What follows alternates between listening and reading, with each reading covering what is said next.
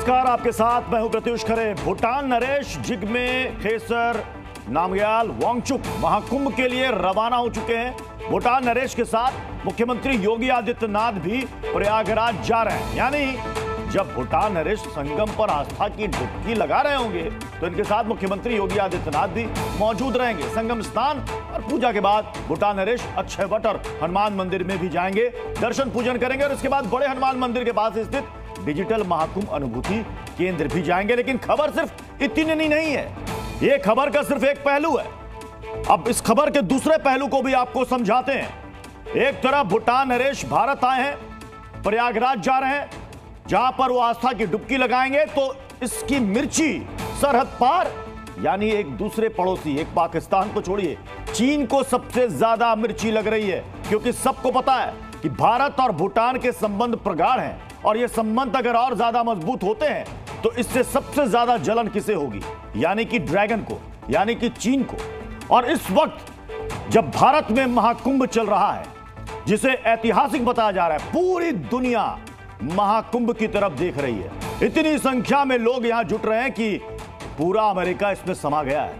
35 करोड़ से ज्यादा लोग अब तक आस्था की डुबकी लगा चुके हैं और कई सारे देशों के मेहमान यहां पर आ रहे हैं आस्था की डुबकी लगाने। लेकिन ये मेहमान बेहद खास हैं। ये है भूटान नरेश जिग्मे खेसर वांगचुक, जो कि आज संगम में डुबकी लगाने वाले हैं और इसका सीधा असर चीन यानी कि शी जिनपिंग के चेहरे पर, उनकी माथे पर शिकन के रूप में देखा जा सकता है।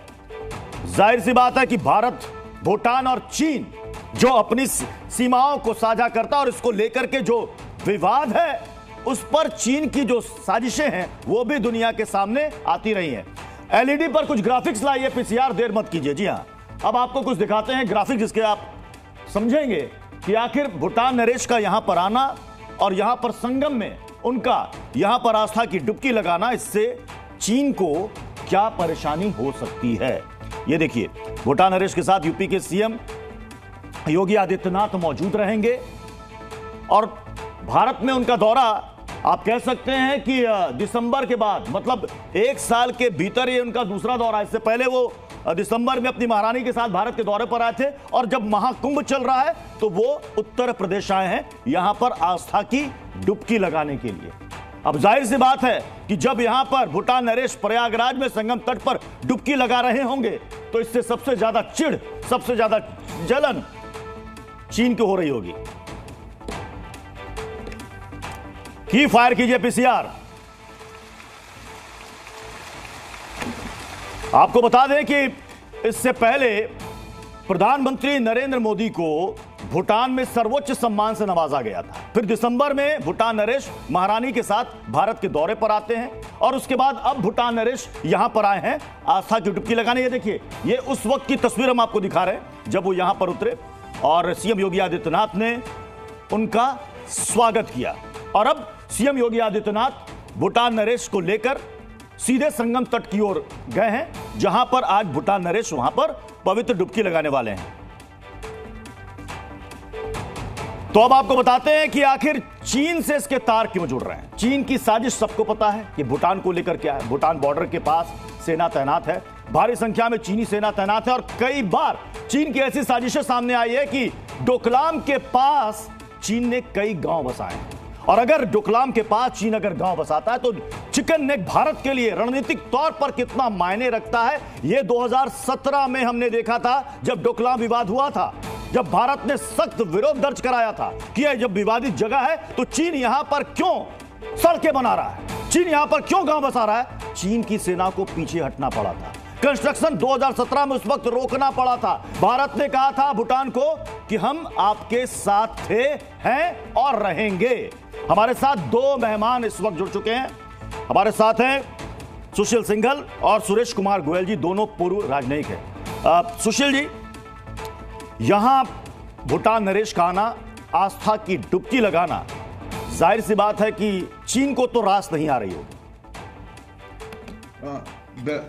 बात आपकी सही है प्रत्युष जी कि चाइना, चीन जो है भारत और भूटान के जो संबंध है उनके बीच में चाहते हैं कि जो प्रगाढ़ता है उनकी उसमें रोक लगाएं, क्योंकि वो चाहते हैं कि बाउंड्री जो डोकलाम का आपने जिक्र किया वो बहुत ही इंपॉर्टेंट एरिया है हमारे लिए, क्योंकि सिलीगुड़ी गोड़ी अगर वो उससे में पहुंच जाएंगे तो सिलीगुड़ी जो कॉरिडोर है उस पर सीधा सीधा खतरा हमारे लिए बढ़ जाएगा और चाइना कोई भी नॉर्थ ईस्ट को हमारे से काट सकता है।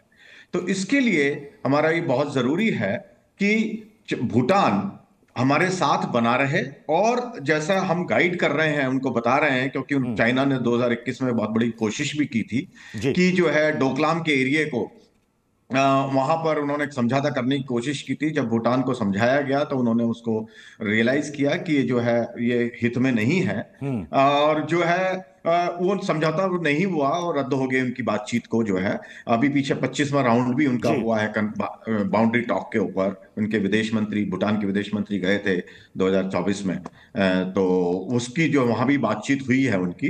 तो भूटान, चाइना हमेशा कोशिश ये कर रहा है कि भूटान को अपनी तरफ मिला लें, और जो है भारत को जो है उससे जो फायदा है वो सब वंचित। मैं सुरेश सर आपके पास आ रहा हूं। यह बात किसी से छिपी नहीं है कि भूटान की जमीन पर चीन की गिद्ध दृष्टि रही है, और शुरू से रही है, और कभी चीन नहीं चाहता कि भूटान और भारत के संबंध प्रगाढ़ हों। ऐसे समय में भूटान के साथ अपने संबंधों को और मजबूत करना और भूटान को यह भरोसा दिलाना, कॉन्फिडेंस दिलाना कि आपके साथ भारत पहले था, है और हमेशा रहेगा। हम चीन को भूटान से दरकिनार कर सकते हैं, उनकी साजिशों को हम खत्म कर सकते हैं। देखिए, आपका सवाल ये बहुत महत्वपूर्ण सवाल है ये, क्योंकि इसमें खाली एक एनालिसिस की बात नहीं है जी। इसमें हमें देखना ये है कि भूटान का रिएक्शन क्या हो सकता है। जितना मैं चाइना में तो मेरी एक्सपर्टीज रही है, थोड़ी बहुत भी है, और भूटान के बारे में मैं जितना जानता हूं उससे जो मेरा अपना असेसमेंट ये है कि भूटान को अभी तक कल्चरल तौर पर एक पीपल टू पीपल जो हिस्टोरिकल टाइज रही हैं, और जो अभी ये कल्चरल तौर पर मैं कहूंगा जो आ रहे हैं प्रयागराज भूटान नरेश, वो पहले दार्जिलिंग में पढ़ भी चुके हैं। तो जो कनेक्शन इतने मजबूत कनेक्शन हैं जी कल्चर के तौर पर कि वो उनको इतनी जल्दी तोड़ना मुझको लगता है कि बहुत मुश्किल काम होगा ये। और भूटान नरेश की जो यात्रा है, योगी जी वहां पर है चीफ मिनिस्टर, जाहिर सी बात है कि ये एक पॉलिटिकल यात्रा के तौर पर नहीं देखी जा सकती है। ये एक कल्चरल धागे जो बंध रहे हैं उनको मैं मजबूती से देख रहा हूं। तो इसको देखते हुए चीन कोशिश करेगा, जो भी है वो कोशिश करता रहा है, आगे भी कोशिश करेगा। लेकिन अगर अनलेस, बहुत बड़ी चीज ये कि अनलेस हमसे कोई डील हो जाए और हमारी तरफ से भूटान को ये हिंट जाए कि नहीं भाई ठीक है, आप जो चाहे कीजिए, भूटान मेरे ख्याल इतनी जल्दी मैं सुशील सर डबल मिर्ची शब्द का इस्तेमाल इसलिए कर रहा हूं कि भारत भूटान में अच्छा खासा निवेश कर रहा है, और भारत से बहुत सारे लोग जाते हैं भूटान में घूमने के लिए। इसमें टूरिज्म के लिहाज से भूटान को फायदा भी होता है। तो एक तरफ तो भूटान में भारत का निवेश बढ़ रहा है। भूटान नरेश अपनी महारानी के साथ दिसंबर में यहां इस यात्रा में भी आए थे। भूटान प्रधानमंत्री नरेंद्र मोदी को अपने देश का सर्वोच्च सम्मान देता है, और अब प्रयागराज में आस्था की डुबकी लगाने आ रहे हैं। तो डबल मिर्ची हो गई चीन के लिए। जैसा अभी बताया गया, जैसा आप कह रहे हैं कि चीन जो है कोशिश करेगा, लेकिन भारत और जो भूटान के संबंध है बहुत प्रगाढ़ है, ना पॉलिटिकली नहीं इकोनॉमिक भी हैं। जैसा आपने भी कहा, अभी इस साल के बजट में भी हमने उनके लिए 2000 करोड़ से ज्यादा का प्रावधान रखा है। पिछले साल भी हमने 2000 करोड़ के आसपास उनको प्रोवाइड किया था बजटरी सपोर्ट। इनफैक्ट उनका जो 5 ईयर प्लान है उसमें जो फॉरेन एड में 68% जो है करीब भारत उनको मदद कर रहा है। तो चीन अपनी तरफ से कोशिश कर रहा है, उसमें जैसा भी कहा गया वो अपनी तरफ से कोशिश करेंगे। जो उन्होंने 1978 में जब उन्होंने उनकी तरफ वो सीमा पर भी उन्होंने जो किया था, वो ये उद्देश्य उन्होंने जो गड़बड़ की थी वहां पे, उनका उद्देश्य ये था कि वो सीधा भूटान से वो डायलॉग करें। उसमें वो सक्सेसफुल रहे, जिसके 25 राउंड हो चुके हैं। तो चीन जो है अपनी कोशिश कर रहा है बराबर, लेकिन हमारे संबंध बहुत पुराने हैं, बहुत प्रगाढ़ हैं, और एक दूसरे का ट्रस्ट है। तो मुश्किल होगा उसमें किसी को बिल्कुल जल्दी कुछ कर। और इस वक्त दर्शकों को बता दें कि महाकुंभ में 35 करोड़ से ज्यादा लोगों ने अब तक आस्था की डुबकी लगा ली है। आप समझ रहे हैं इसका मतलब? अब तक 35 करोड़ से ज्यादा लोगों ने आस्था की डुबकी लगाई है। यानी आप एक तरीके से कह सकते हैं जो 45 करोड़ का अनुमान है, मुझे लगता है कि वो भी पार हो जाएगा, क्योंकि 26 फरवरी तक ये महाकुंभ स्नान चलना है। मतलब पूरा अमेरिका समा गया। कई ऐसे देश हैं, लगभग 40 से ज्यादा देश, जिनकी आबादी उतनी नहीं है। मतलब सोचिए कि महाकुंभ प्रयागराज में 41 से 45 देश की आबादी यहां पर अब तक स्नान कर चुकी है। पूरा अमेरिका स्नान कर चुका है। तो आज भूटान नरेश भी प्रयागराज में आस्था की डुबकी लगाने वाले हैं। सुरेश सर, जी, अमेरिकी राष्ट्रपति के न्योते पर प्रधानमंत्री नरेंद्र मोदी अमेरिका जा रहे हैं, और हमने अभी जिक्र किया जिस आबादी का, मतलब पूरा यूएस अगर एक तरीके से देखें तो वो यहां पर आकर के समझिए कि आस्था की डुबकी लगा चुका, अगर हम जनसंख्या के लिहाज से देखें। सर, एक तरफ ट्रंप का जिनपिंग को शपथ में न्योता देना, फिर पीएम मोदी को बुलाना, ये अंतर्राष्ट्रीय स्तर पर कौन सी खिचड़ी पक रही है सर? देखिए, अब मैं आज कहीं किसी से बात कर रहा था, तब भी मैंने ये कहा था कि हम लोग सोचते हैं कि भारत और जो अमेरिका के संबंध है, उसमें जाहिर सी बात है कि ट्रेड काफी बड़ा रोल रखता है, और उस लिहाज से टैरिफ की अगर धमकी दी जाती है उसका काफी बड़ा असर पड़ेगा। इसी तरह से इलीगल इमिग्रेंट्स एक जो फैक्टर है। लेकिन मैं समझता हूं कि हमें ये जो 3-4 चीजें हैं महत्वपूर्ण हैं, लेकिन इतनी बड़ी चीजें नहीं है कि जिनको हम रिजॉल्व नहीं कर पाए।